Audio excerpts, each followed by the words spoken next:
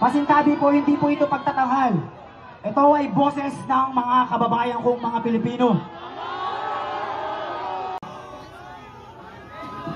Pero dahil hindi na namin kinakaya yung ginagawa ng mga gobyerno sa atin, kami ay nagsisilbing boses ng mga kabataan at kababayan. Hindi namin to ginagamit para sa sarili naming kapakanan. Ang pangalan ko ay Superfly, pero pwede nyo akong tawagin Pinoy.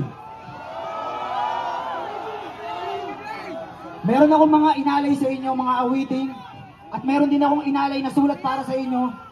Gusto ko lang na marinig nyo, at gusto ko lang na marinig nila lahat ng hinanaing ng buong Pilipinas.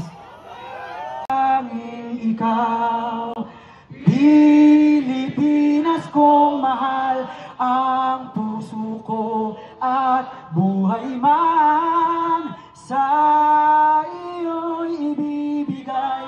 Tungkulin ko'y gagampanan na lagi kang paglingkuran. Ang laya mo'y babantayan, Pilipinas kong hirang.